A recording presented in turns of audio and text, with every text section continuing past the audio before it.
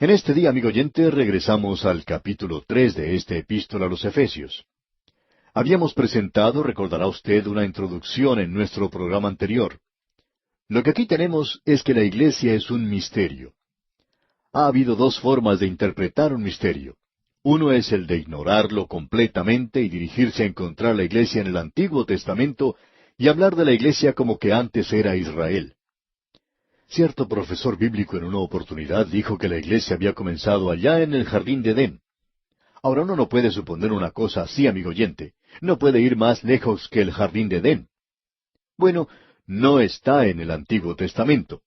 Pablo dice que es un misterio, y lo que quiere decir es que no había sido revelado en el Antiguo Testamento antes.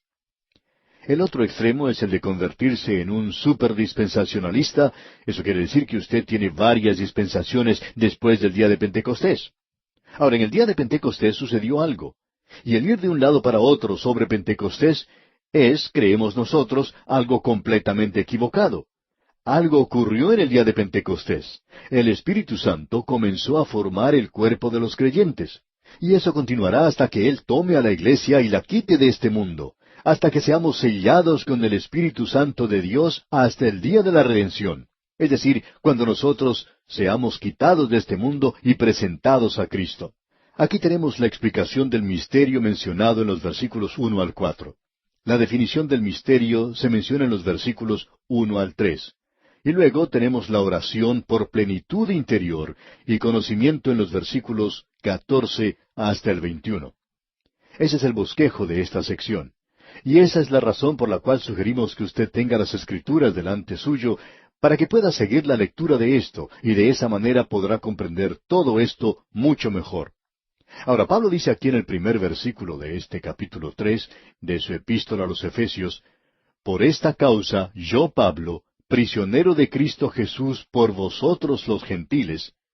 Y aquí comienza un paréntesis, y este paréntesis sigue hasta el versículo 14. Pablo había enumerado en el capítulo 2 todos los beneficios, los privilegios que recibían los gentiles, ya que antes estaban alejados de la ciudadanía de Israel y ajenos a los pactos de la promesa. Todo eso ahora ha sido rectificado. Por medio de Cristo ahora hemos sido hechos cercanos, y a causa de todo eso, Pablo va a orar por ellos y comienza diciendo: por esta causa, yo, Pablo, prisionero de Cristo por vosotros los gentiles. Y luego puede uno ver la continuación de esto allá en el versículo 14, donde dice: por esta causa doblo mis rodillas ante el Padre de nuestro Señor Jesucristo. Todo lo que se dice entre estos dos versículos que hemos mencionado es un paréntesis, y allí es donde él está hablando del misterio en realidad. Antes de llegar a esa oración, él dice en el versículo 2 de este capítulo 3, si es que habéis oído de la administración de la gracia de Dios que me fue dada para con vosotros. El comienzo del versículo 2, donde dice si es que, marca el comienzo del paréntesis, y en el versículo 14 él continuará lo que está diciendo, es decir, allí continúa su oración. Y entre eso él dice: vosotros habéis oído de la administración, es decir, de la dispensación. Usted recordará que cuando estábamos estudiando allá el primer capítulo de esta epístola a los Efesios, versículo 10, hablamos de esta palabra dispensación. Él está hablando del plan divino y de los arreglos por los cuales Dios le ha llamado y enviado a los gentiles. Comparado con el de los otros apóstoles, el ministerio de Pablo era diferente y especial. Pablo había dicho a los Gálatas: antes, por el contrario, como vieron que me había sido encomendado el evangelio de la incircuncisión, como a Pedro el de la circuncisión.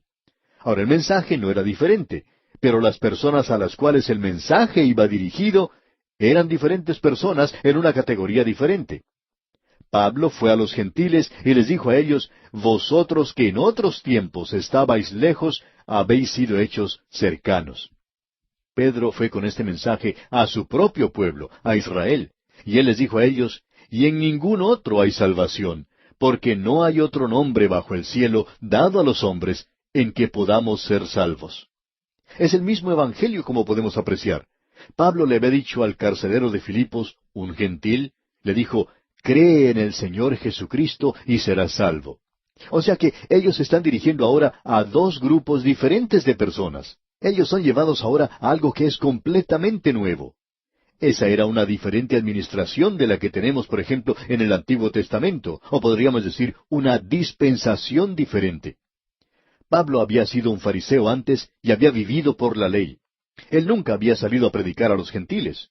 Esa era una administración diferente bajo la cual él estaba actuando. Ahora él está bajo una administración completamente diferente y todo esto ha cambiado. Pero el método de salvación de Dios ha sido siempre el mismo, porque antes, bajo la ley, Él no salvaba por medio de cumplir la ley, sino por el sacrificio que ellos traían cuando veían que estaban destituidos de la gloria de Dios. Y ese sacrificio señalaba hacia Cristo, como podemos apreciar. Y bien, ¿de qué va a hablar él ahora? ¿De esta administración? Bueno, él dice que por revelación, esta palabra aquí es apocalipsin, me fue declarado el misterio, o sea, el secreto sagrado. Pablo está diciendo que este misterio fue revelado a él. Ahora, basándose en esto, hay quienes inmediatamente dicen, bien, Pablo fue el único que tenía este misterio. Es decir, ellos acostumbraban a decir esto. No estamos seguros si esas personas continúan diciendo eso o no. No tenemos mucho contacto con esta clase de personas en la actualidad. Pero después de haber estudiado el capítulo 3 de Efesios, bueno, esperamos que tengamos más contacto con estas personas. De seguro que ellos nos van a escribir para corregirnos en cuanto a lo que tenemos que decir aquí.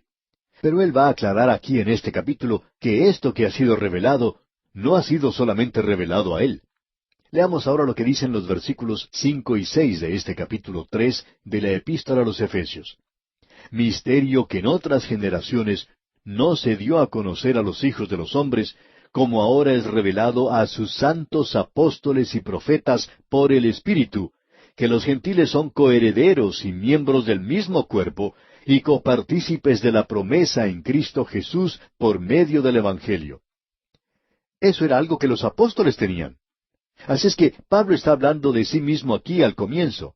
Él dice que, ya que Él les está escribiendo a ellos, y que Él ha tenido este misterio con los Efesios, dice en los versículos 3 y 4, que por revelación me fue declarado el misterio, como antes lo he escrito brevemente, leyendo lo cual podéis entender cuál sea mi conocimiento en el misterio de Cristo. Es decir que, cuando Pablo dice por revelación, él se está refiriendo a su conversión, cuando el Señor Jesucristo le informó a él que cuando él perseguía a la iglesia, le estaba persiguiendo a Cristo mismo. La iglesia era el cuerpo de Cristo, y Pablo descubrió por primera vez que Dios estaba haciendo algo completamente nuevo, que la iglesia había llegado a existir, y eso, como usted puede ver, ocurrió en el día de Pentecostés. Ahora, el misterio, como hemos dicho antes y continuamos diciendo, no era algo como lo que encontramos en una novela de misterio, ni tampoco era algo misterioso. Era algo que simplemente no se había revelado específicamente en el Antiguo Testamento. Por tanto, era desconocido para los hombres porque esto se podía conocer únicamente por revelación. Pero ahora es revelado en el Nuevo Testamento. Y esta palabra es usada 27 veces en el Nuevo Testamento. Y se refiere a unos 11 misterios diferentes. Pablo parece estar haciendo un contraste con las religiones misteriosas del mundo greco-romano. Y había muchos en aquel día. Había logias secretas en donde se realizaba ritos sádicos, y el que era iniciado era advertido que no debía revelar los secretos del misterio de la religión. Ahora, en contraste con esto, Pablo está diciendo, «Ay de mí si no anunciar el Evangelio», allá en 1 Corintios 9:16. Y nosotros somos administradores en el día de hoy de los misterios de Dios. Es decir, que nosotros tenemos que dar este mensaje. Esto no es algo que debemos guardar en una logia secreta. Esto es algo que debe ser predicado desde las terrazas de los hogares. Pablo había hecho una breve referencia al misterio allá en el capítulo 1, versículo 9 de esta epístola, como usted puede recordar. Él dijo, dándonos a conocer el misterio de su voluntad, según su beneplácito, el cual se había propuesto en sí mismo. Él lo menciona allí. Luego usted continúa leyendo y encuentra que nuevamente Pablo hace mención de este asunto del misterio en el 2 capítulo, versículo 14, donde dice, porque Él es nuestra paz, que de ambos pueblos hizo uno, derribando la pared intermedia de separación. Y esto es algo que no había sido revelado antes, como podemos apreciar. En ese sentido, era un misterio.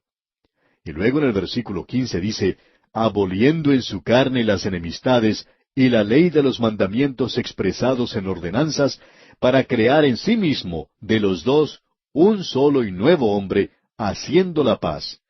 Esto era algo que no había sido revelado antes. El misterio es que Cristo ha resucitado. Él es la cabeza de un cuerpo nuevo formado de judíos y gentiles y de todas las tribus y pueblos de la tierra. Esto no había sido revelado en el Antiguo Testamento. Pablo había dicho allá en su epístola a los Romanos capítulo 16 versículo 25, y al que puede confirmaros según mi evangelio y la predicación de Jesucristo, según la revelación del misterio que se ha mantenido oculto desde tiempos eternos. Él aclara aquí de qué es que está hablando. El misterio no había sido revelado antes. Y allá en su carta a los Colosenses, capítulo 1, versículo 26, él dice, el misterio que había estado oculto desde los siglos y edades, pero que ahora ha sido manifestado a sus santos. Si alguna persona va al Antiguo Testamento y dice que allí la iglesia es mencionada, pues esa persona está conociendo algo que aparentemente Dios no estaba diciendo. Y podríamos decir que esa persona es casi más inteligente que el mismo Señor. Ha usurpado su lugar porque está diciendo algo que el Señor no ha dicho, ya que Él no lo había hecho saber entonces en el Antiguo Testamento. Aparentemente, estas personas saben algo que Dios no sabía en el Antiguo Testamento. Amigo oyente, permítanos decirle que el misterio quiere decir que Él no lo había revelado en el Antiguo Testamento. Y ya que Él no lo había revelado, no se encuentra allí. Ahora, en los versículos 5 y 6 de este capítulo 3 de la Epístola a los Efesios, tenemos la definición del misterio. Leamos lo que aquí dice, versículos 5 y 6.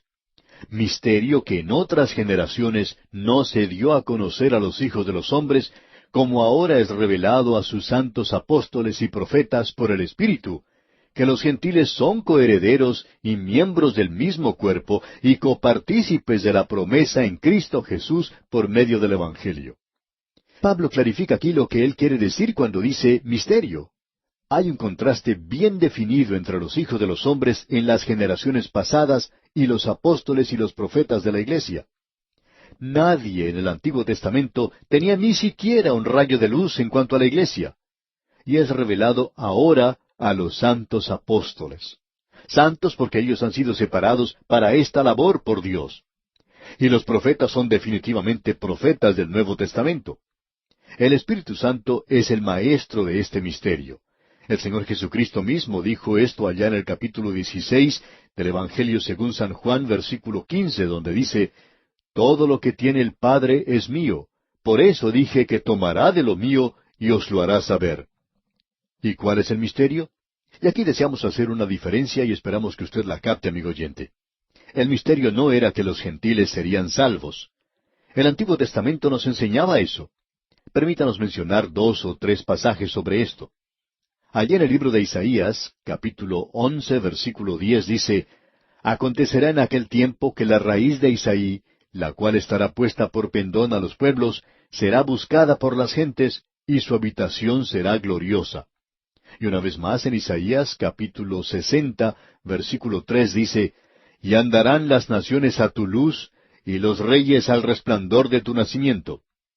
Y en Zacarías, capítulo 2, versículo 11, podemos leer, y se unirán muchas naciones a Jehová en aquel día, y me serán por pueblo, y moraré en medio de ti.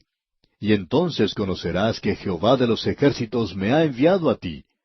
Y luego podemos leer en Malaquías capítulo 1, versículo 11, porque desde donde el sol nace hasta donde se pone, es grande mi nombre entre las naciones, y en todo lugar se ofrece a mi nombre incienso y ofrenda limpia, porque grande es mi nombre entre las naciones, dice Jehová de los ejércitos.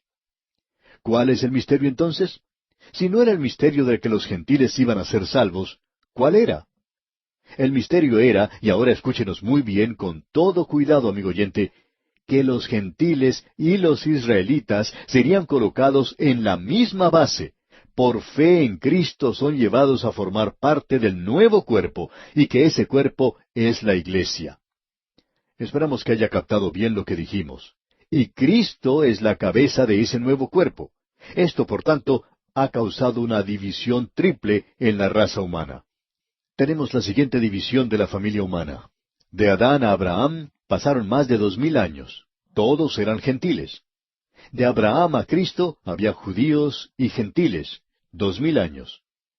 Bien, ahora llegamos a la época de Cristo, el día de Pentecostés, hasta el rapto. Y de eso ya han pasado un poco más de 2000 años. Judíos, gentiles y la iglesia de Dios. Y eso es exactamente lo que Pablo dijo, como vimos antes allá en la primera epístola a los Corintios, capítulo 10, versículo 32, donde dice, no seáis tropiezo ni a judíos, ni a gentiles, ni a la iglesia de Dios. Pablo incluyó a la familia humana cuando dijo eso. No existe un cuarto grupo, y no es simplemente dos grupos. Tenemos a Israel, los gentiles y la iglesia de Dios. La iglesia no está en el Antiguo Testamento de facto. Creemos que hay tipos de la iglesia en el Antiguo Testamento, pero no es una revelación. Cristo dijo, sobre esta roca edificaré mi iglesia. Y en ese entonces era un tiempo futuro. Usted está en el Nuevo Testamento cuando Él dijo eso. La iglesia comenzó en el día de Pentecostés, amigo oyente. El ir más allá del día de Pentecostés hace del cuerpo de Cristo mellizos siameses. Una iglesia judía y una iglesia gentil existiendo lado a lado. Y la iglesia no es mellizos siameses. Comenzó en el día de Pentecostés. Toda judía, sí. Y luego tenemos ese período de transición cuando los gentiles son allegados a la iglesia. La iglesia es un cuerpo formado por judíos y gentiles. Y cuando decimos gentiles, esto incluye a todos los pueblos del mundo. Volviendo ahora al capítulo 3 de la epístola a los Efesios que estamos estudiando, Pablo dice en el versículo 7, del cual, o sea, del Evangelio que ha mencionado en el versículo anterior, yo fui hecho ministro por el don de la gracia de Dios que me ha sido dado según la operación de su poder. Pablo no está ocupando un lugar de superioridad en el conocimiento del misterio en virtud del hecho de que era un apóstol a los gentiles. Él solamente toma el título de diácono, un obrero o ayudador, o un diácono. Fue un don de la gracia de Dios lo que lo transformó a él de la persona que era antes, Saulo, un fariseo orgulloso que perseguía a la iglesia, en Pablo, el apóstol quien ahora era un prisionero por Jesucristo, y lo tomó de un grupo y lo colocó en otro. Y ahora es miembro del cuerpo de Cristo. Todo esto fue realizado por medio de la obra y el poder del Espíritu Santo. Y Pablo tenía tanto el don como el poder. Luego continúa en los versículos 8 y 9 diciendo, a mí, que soy menos que el más pequeño de todos los santos, me fue dada esta gracia de anunciar entre los gentiles el Evangelio de las inescrutables riquezas de Cristo, y de aclarar a todos cuál sea la dispensación del misterio escondido desde los siglos en Dios que creó todas las cosas. Nosotros estamos viviendo hoy en la administración o en la dispensación del misterio de la Iglesia, el Evangelio de la gracia, y que había sido escondido desde los siglos en Dios que creó todas las cosas. ¿Sabe una cosa, amigo oyente? Hay muchas cosas que Dios no nos ha revelado aún. Esa es una de las razones por la cual yo estoy esperando ansioso el ir al cielo, porque estoy seguro que hay algunos oyentes que opinan que yo no sé mucho. Y si usted no lo publica demasiado, permítame decirle que usted tiene razón. Pero por favor no se lo diga a nadie porque hay unos cuantos que creen que sí sé algo. Pero amigo oyente, cuando usted y yo lleguemos al cielo, vamos a ser entonces muy inteligentes. Vamos a comenzar a aprender muchas cosas. Dios no nos ha dicho mucho. Es sorprendente en realidad observar lo poco que Dios nos ha contado. Él nunca le dijo a nadie acerca del minúsculo átomo. Nunca le contó a nadie acerca de los diamantes que estaban sepultados en la tierra. Él guardó todas esas cosas para sí mismo. Él permitió que el hombre encontrara muchas cosas. Hay muchas cosas que el hombre no puede descubrir y que solo pueden ser conocidas por revelación. Y la iglesia era un misterio en ese sentido. Pablo dice, del cual yo fui hecho ministro, o diáconos, por el don de la gracia de Dios que me ha sido dado según la operación de su poder, es decir, el poder dunameos. A mí, que soy menos que el más pequeño de todos los santos, me fue dada esta gracia de anunciar entre los gentiles el Evangelio de las inescrutables riquezas de Cristo. A mí, el más pequeño de todos los santos. Pablo dice, yo no soy digno de ser llamado un apóstol porque yo perseguía la iglesia de Dios. Él pensaba en lo que había sido y luego en lo que la gracia de Dios había hecho por él. Él dice allá en su primera epístola a Timoteo, capítulo 1, versículos 12 y 13, él dice, «Doy gracias al que me fortaleció, Cristo Jesús nuestro Señor, porque me tuvo por fiel, poniéndome en el ministerio, habiendo yo sido antes blasfemo, perseguidor e injuriador, mas fui recibido a misericordia, porque lo hice por ignorancia en incredulidad». ¡Qué revolución más poderosa la que ocurrió en la vida de Pablo, amigo oyente! El predicar entre los gentiles las inescrutables riquezas de Cristo. ¡Qué maravilloso! Y aclarar a todos cuál sea la dispensación del misterio. Aquello que había sido escondido en el pasado ahora es revelado. Y en los versículos 10 al 12 de este capítulo 3 de la Epístola a los Efesios, continúa Pablo diciendo, «Para que la multiforme sabiduría de Dios sea ahora dada a conocer por medio de la Iglesia a los principados y potestades en los lugares celestiales, conforme al propósito eterno que hizo en Cristo Jesús nuestro Señor, en quien tenemos seguridad y acceso con confianza por medio de la fe en Él». Aquí se revela otro propósito del misterio. Las inteligencias creadas por Dios están aprendiendo algo de la sabiduría de Dios por medio de la Iglesia. Ellos no solo ven el amor de Dios demostrado y prodigado sobre nosotros, sino que la sabiduría de Dios es revelada a los ángeles. ¡Qué maravilloso es esto, amigo oyente! Por tanto, dice en el versículo 13, «Por lo cual pido que no desmayéis a causa de mis tribulaciones por vosotros, las cuales son vuestra gloria». Debido a los grandes objetivos del misterio que Pablo ha enumerado, él está dispuesto a sufrir la prisión como el apóstol a los gentiles. Él no quería que los efesios se desilusionaran, se desanimaran, porque la encarcelación de Pablo era para su bien y para la gloria de ellos. Él dice allá en su epístola a los Colosenses, capítulo 1, versículo 24, «Ahora me gozo en lo que padezco por vosotros, y cumplo en mi carne lo que falta de las aflicciones de Cristo por su cuerpo, que es la Iglesia». Dios mediante, en nuestro próximo programa, vamos a mirar la segunda gran oración de Pablo que tenemos ante nosotros.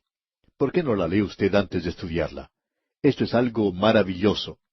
Estamos ciertamente caminando por lugares altos en esta gran epístola a los Efesios. Amigo oyente, volvemos hoy al tercer capítulo de esta epístola a los Efesios, donde vemos que la Iglesia es un misterio, y el apóstol Pablo ha tratado con este tema en lo que es en realidad un paréntesis en este capítulo. Usted recordará que luego de leer el versículo 1 de este capítulo 3, fuimos directamente al versículo 14. Allí es donde nos encontramos en el día de hoy. Así es que vamos a unir estos pensamientos nuevamente. Este paréntesis que mencionamos está entre ese versículo 1 y el versículo 14. También hemos notado que eso tiene su énfasis. Ahora, el versículo 14 dice, «Por esta causa doblo mis rodillas ante el Padre de nuestro Señor Jesucristo». El apóstol Pablo está diciendo, «Por esta causa doblo mis rodillas». Y creemos que es lógico hacernos una pregunta aquí. ¿Cuál es esa causa? Bueno, fue por el profundo interés que él tenía en los Efesios, y él quería que ellos entraran en esa gran verdad que se menciona aquí, de esa dispensación, esta nueva administración en la que vivimos, y que experimentaran todas las riquezas de su gracia que se encuentran en Cristo Jesús. Todo eso es la causa a lo cual él hace referencia antes de esa oración. Ahora él dice, «Doblo mis rodillas ante el Padre de nuestro Señor Jesucristo». Y hay varias cosas en este versículo a las cuales quisiéramos dirigir su atención. Cuando estábamos estudiando las oraciones del apóstol Pablo en el primer capítulo de Efesios, mencionamos que él era un hombre de oración. También dijimos que le hemos conocido como un apóstol, un predicador, un maestro, pero no tanto como hombre de oración. Destacamos también algunas de las características de sus oraciones que se encontraban allí. Ahora, en este versículo, tenemos otra característica de las oraciones del apóstol Pablo. Y aquí él indica la posición que toma la oración. Ahora esperamos no aparecer con esto como demasiado meticulosos que pensamos esto, pero aquí lo tenemos en este versículo 14 de este capítulo 3 de la Epístola a los Efesios. Dice una vez más, «Doblo mis rodillas ante el Padre de nuestro Señor Jesucristo». No deseamos insistir que en nuestras oraciones públicas, en los servicios del día de hoy, que nos pongamos de rodillas. Sin embargo, pensamos que eso sería muy bueno que nosotros lo hiciéramos, e indica nuestra humillación ante aquel que diera todo por salvarnos. En cierta ocasión se estaba llevando a cabo un servicio en un pequeño pueblo, y el predicador, antes de comenzar su mensaje, le dijo a la congregación, «Inclinemos nuestras cabezas en oración». Bien, esa gente que se encontraba allí hizo mucho más que inclinar sus cabezas. El predicador cerró los ojos y oyó cierto ruido y pensó que todas las personas se habían levantado y habían salido del lugar. Así es que él trató de abrir un poquito los ojos mientras oraba, y cuando pudo observar a su audiencia, lo único que vio eran los bancos vacíos. Él en realidad pensaba que toda la gente se había retirado. Pero ya que él estaba orando ante el Señor, continuó su oración. Luego, al decir amén, abrió nuevamente los ojos y pudo apreciar que toda esta gente había estado de rodillas y se pusieron de pie luego. Y por supuesto, este predicador pudo tener allí una magnífica reunión. Ahora, no deseamos ser malentendidos en este punto, amigo oyente. No queremos decir que por la sencilla razón de que la gente se puso de rodillas, se tuvo una gran reunión. Pero sí deseamos decir lo siguiente, que pensamos que eso ayudó mucho. Creemos que estamos perdiendo mucho en las iglesias donde reina la formalidad, donde aún existe un rito, y nosotros perdemos algo de nuestra cálida y estrecha relación con el Señor Jesucristo. Sentimos que deberíamos tener más de esa familiaridad en la adoración y más reverencia hacia Dios, especialmente cuando estamos orando. Debemos ocupar nuestros lugares. Nosotros somos sus criaturas. Deberíamos postrarnos delante del Dios Todopoderoso. Pablo dice que así es como él oraba. Y opinamos que esa es la forma en que nosotros deberíamos orar también. Es sorprendente notar cuánto ayuda cuando uno está estudiando la Biblia y se pone a orar, pero inclinándose, poniendo nuestro rostro en el suelo. Creemos que eso es algo muy bueno para el hombre. Pero no vamos a insistir en ese punto. Pero deseamos destacar que esta es la forma en que el apóstol Pablo oraba. Y creemos que este es un ejemplo muy bueno para nosotros en el presente. ¿No se nos dice acaso que nuestro Señor, cuando fue a orar al jardín de Getsemaní, se inclinó sobre su rostro? Amigo oyente, no nos haría mal a muchos de los santos del presente el que nos inclináramos sobre nuestros rostros de vez en cuando. Opinamos que ese sería el lugar apropiado para nosotros, y así podríamos llegar a hacer esta clase de oración. Ahora hay algo más en este versículo que deseamos destacar. Pablo dice, «Doblo mis rodillas ante el Padre de nuestro Señor Jesucristo». Quizá usted opina que somos demasiado quisquillosos al destacar esto, pero creemos que tiene su importancia. Tenemos ante nosotros aquí que Pablo oró a Dios el Padre en el nombre del Señor Jesucristo. Y usted notará que en la primera oración que vimos allá en el capítulo 1 de esta epístola a los Efesios, versículo 17, él dirigió su oración al Dios de nuestro Señor Jesucristo. Podemos darnos cuenta que esta era su fórmula, y creemos que es una fórmula bastante exacta en cuanto a que debemos dirigir todas nuestras oraciones a Dios el Padre en el nombre de nuestro Señor Jesucristo. Ahora ya veo que alguien va a decir, ¿no está usted siendo demasiado quisquilloso en cuanto a estas cosas? Bueno, escuchemos lo que el Señor Jesucristo mismo dijo allá en el Evangelio según San Juan, capítulo 16, versículo 23. Dijo Jesús, «En aquel día no me preguntaréis nada. De cierto os digo, que todo cuanto pidiereis al Padre en mi nombre, os lo dará». Pensamos que los discípulos del Señor Jesucristo, que habían pasado 3 años con Él, se habían convertido en un grupo de niños en muchas maneras. Creemos que a ellos les gustaba pedir y pedir mucho todo el tiempo. Ahora Él les está diciendo, «Yo los estoy dejando y ustedes no me van a pedir nada a mí, pero todo pídanlo al Padre en mi nombre». Ahora, ¿qué es lo que quiere decir con eso? Quiere decir simplemente esto, que cuando usted y yo oramos al Señor Jesucristo, directamente a Él, nos estamos robando a nosotros mismos de un intercesor. Usted se da cuenta que Él es nuestro gran intercesor. Y eso es lo que quiere decir el orar en su nombre. Quiere decir el ir a Dios con una oración que el Señor Jesucristo mismo puede elevar al Padre por usted y por mí. Y eso es lo que quiere decir el orar en su nombre. Creemos que deberíamos tener mucho cuidado en cuanto a nuestra vida de oración. En cierta ocasión, en un servicio especial de predicación, se le pidió a un visitante que comenzara la reunión en oración. El servicio había comenzado muy bien, pero en el momento de orar, este hombre hizo que las cosas se descarrilaran un poco. La música había sido excelente. El pastor había hecho una tarea muy hermosa al presidir el servicio, pero luego ellos le pidieron a este hombre que orara, y él oró como 3 veces seguidas por el predicador invitado. Ahora no era necesario orar 2 veces en la misma oración por la misma cosa. No era necesario repetírselo al Señor. Él lo escucha a uno la primera vez que le pide algo. Pero este hombre repitió por tercera vez esa misma petición. La gente se decía que él iba a hacer que el Señor volteara su cabeza y mirara para otro lado, porque él se estaba cansando de escuchar esta oración con tantas repeticiones. Pensamos que no había necesidad de orar de esa manera. Bueno, quizá el hombre que estaba orando había mirado al predicador y quizá no tenía mucha confianza en él, y pensaba que era necesario orar 3 veces por él. Sin embargo, opinamos que esa fue una repetición vana, la misma que utilizan los paganos, y creemos que debemos tener mucho cuidado en cuanto a nuestra vida de oración. Cuando usted y yo vamos a hablar ante un grupo de gente, ¿no es cierto que nos preparamos antes de hacerlo? Todo orador o predicador, antes de elaborar un programa, se prepara convenientemente para él. O sea que siempre nos preparamos cuando vamos a hablar ante otra gente. Bueno, entonces, ¿qué es lo que hacemos en nuestra vida de oración, especialmente cuando tenemos que hablar públicamente en un servicio? Uno se pone de pie y comienza a hablar de esto y de aquello y viaja de un lado para otro, de una ciudad a otra, en todas partes del mundo. Y luego de hacerse un viaje alrededor del mundo, toda la gente está ya un poco cansada para escuchar la explicación en ese servicio.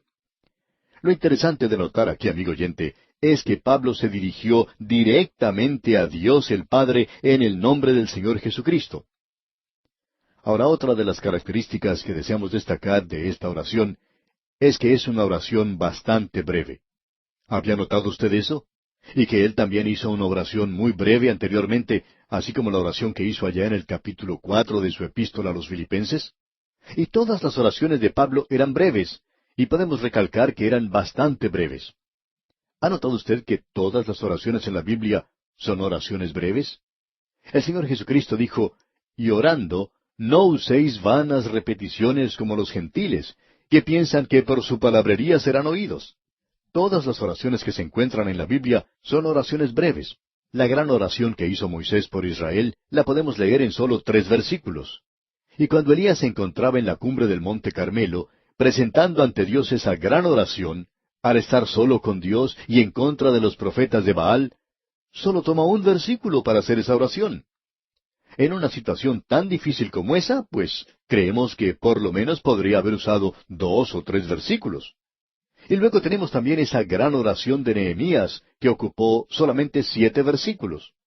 Y hay muchas otras grandes oraciones en la Biblia, como la oración del Señor Jesús que encontramos allá en el capítulo 17 del Evangelio según San Juan. Esa oración la podemos leer en unos 3 minutos máximo. Eso es todo lo que se demoró el Señor para orar una oración como esa, digamos de paso. En cierta ocasión se le preguntó a los oyentes de un programa radial, ¿cuál era la oración más corta de la Biblia? Y a la persona que contestara correctamente a esta pregunta, se le daría un premio. En la primera semana no se recibió ninguna respuesta.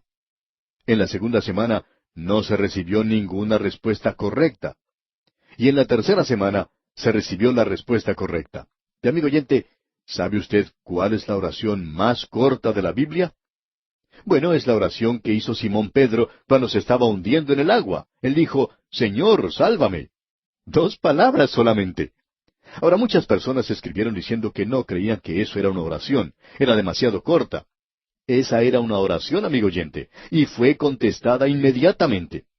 Usted se da cuenta que si Simón Pedro hubiera orado una de esas oraciones tan largas que acostumbran a hacer algunas de esas personas, Señor, tú que eres omnipotente, que eres omnisciente, el omnipresente Dios, Simón Pedro estaría tocando el fondo del mar antes de llegar a decir lo que quería decir. Pero, amigo oyente, él fue directamente al grano. Y las oraciones del apóstol Pablo también son oraciones muy breves. Prestemos atención entonces al contenido de esta oración que tenemos aquí en esta epístola a los Efesios. Notemos las cosas por las cuales Pablo oraba.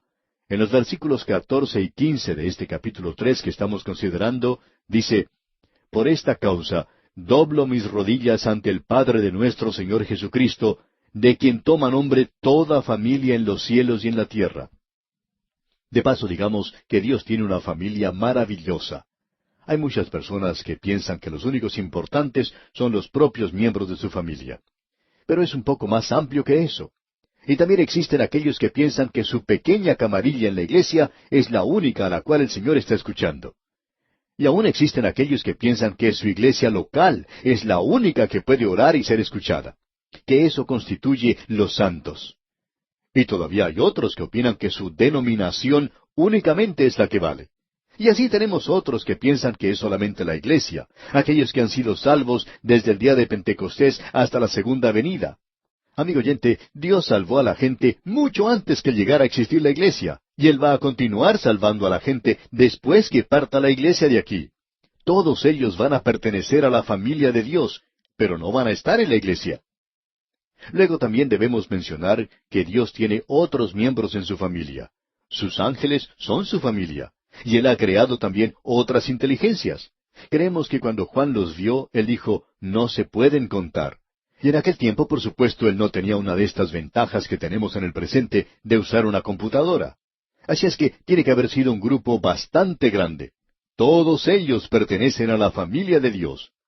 Y luego dice aquí en los versículos 15 y 16 de este capítulo 3 de Efesios, de quien toma nombre toda familia en los cielos y en la tierra, para que os dé, conforme a las riquezas de su gloria, el ser fortalecidos con poder en el hombre interior por su espíritu. El propósito de la oración de Pablo era para que ellos fueran fortalecidos con poder en el hombre interior. Nosotros en el presente oramos mucho por el hombre exterior. Ahora no nos entienda mal, amigo oyente, creemos que es una forma maravillosa en la cual oramos, el orar por las necesidades físicas de la gente. Y el apóstol Pablo lo hacía también. Él oraba por sí mismo, por ese aguijón que él tenía en la carne. Él oró 3 veces por eso. Y es maravilloso saber que Dios se escucha y que Dios contesta las oraciones. Ahora Pablo está diciendo aquí, y esperamos que usted note esto, que os dé conforme a las riquezas de su gloria. Y una vez más vale la pena destacar el hecho de que Pablo dijo, según y no de sus riquezas. Si él tomara de sus riquezas, sería como lo que mencionamos hace algunos días, de una persona muy rica que acostumbraba pagar a su ayudante simplemente una moneda. Él daba de sus riquezas, pero no según sus riquezas. Si él hubiera dado según sus riquezas, bueno, ese ayudante hubiera salido de allí con sus bolsillos rebosando de dinero. Ahora Dios, Él siempre contesta las oraciones según sus riquezas. Pablo oraba por los filipenses de esa manera, que Dios pues suplirá todo lo que os falta conforme a sus riquezas en gloria en Cristo Jesús. La petición de Pablo aquí es que los creyentes puedan ser fortalecidos con poder en el hombre interior por su espíritu. Usted se da cuenta, amigo oyente, que la naturaleza espiritual del creyente necesita oración tanto como la naturaleza física. ¿Cuántas veces en el presente nos olvidamos de lo espiritual al prestar más atención a lo físico? El apóstol Pablo está orando por el hombre interior, porque él se da cuenta que el hombre exterior está desapareciendo. Ahora, en la segunda petición que tenemos aquí, él pide lo siguiente. Leamos el versículo 17 de este capítulo 3. Para que habite Cristo por la fe en vuestros corazones, a fin de que, arraigados y cimentados en amor, Pablo está pidiendo que Cristo habite en sus corazones. Esto es el pensar los pensamientos del Señor, de Él. Vosotros en mí y yo en vosotros. Y Pablo podía explicar, Cristo vive en mí. En Cristo es la palabra más importante de esta epístola. Lo maravilloso de esto es que nosotros estamos en Cristo. Esa es nuestra posición. Y que Cristo está en nosotros. Esa es nuestra posesión. Y ese es el lado práctico aquí, ya que Pablo podía decir en su segunda carta a los Corintios, capítulo 13, versículo 5, examinaos a vosotros mismos si estáis en la fe. Probaos a vosotros mismos. ¿O no os conocéis a vosotros mismos que Jesucristo está en vosotros, a menos que estéis reprobados? Cristo no ha venido a visitarnos de una manera temporal. Él ha venido a radicarse permanentemente por el Espíritu Santo para vivir en nuestras vidas. Él dijo allá en el Evangelio según San Juan, capítulo 15, versículo 5, yo soy la vid, vosotros los pámpanos. El que permanece en mí y yo en él, éste lleva mucho fruto, porque separados de mí nada podéis hacer. Bien, la tercera petición que tenemos aquí es el conocimiento del amor de Cristo para que fueran arraigados y cimentados en amor. Arraigados aquí es referente a la botánica, esa es la vida. Y cimentados se refiere a la arquitectura, eso es estabilidad. El apóstol Pablo pide que ellos tengan vida y estabilidad, y eso es para todos los santos. Y de conocer el amor de Cristo que excede a todo conocimiento. Y si esto excede a todo conocimiento, entonces nosotros no podemos comprenderlo. Pero sigue diciendo aquí, para que seáis llenos de toda la plenitud de Dios. Y volviendo al versículo 18, un poco antes podemos leer, seáis plenamente capaces de comprender con todos los santos cuál sea la anchura, la longitud, la profundidad y la altura. Bien, la anchura se refiere a los brazos de Cristo que pueden alcanzar a todos alrededor del mundo. Yo soy la puerta, el que por mí entrare será salvo, dijo Jesús. La longitud de esto comienza con el Cordero que fue sacrificado antes de la fundación del mundo y continúa hacia el trono ante el cual está el Cordero que ha sido sacrificado. Luego tenemos la profundidad, y esto va hasta la muerte en la cruz. Y estando en la condición de hombre, se humilló a sí mismo, haciéndose obediente hasta la muerte y muerte de cruz, nos dice Pablo en Filipenses 2:8. Y la culminación de esto llega al mismo trono, el cual, siendo en forma de Dios, no estimó el ser igual a Dios como cosa a que aferrarse. Y sólo el Espíritu Santo puede guiar al creyente a esta vasta experiencia del amor de Cristo. Es infinita y es más allá del entendimiento humano, para que seáis llenos de toda la plenitud de Dios, como dice Pablo aquí en el versículo 19. Luego dice en los versículos 20 y 21 de este capítulo 3 de su epístola a los Efesios, que estamos estudiando, dice, y a aquel que es poderoso para hacer todas las cosas mucho más abundantemente de lo que pedimos o entendemos, según el poder que actúa en nosotros, a Él sea gloria en la Iglesia, en Cristo Jesús, por todas las edades, por los siglos de los siglos. Amén. Por los siglos de los siglos, o sea, a través de toda la eternidad. Esta es una doxología y una bendición. Finaliza la oración del apóstol Pablo y también concluye la primera división principal de esta epístola a los Efesios.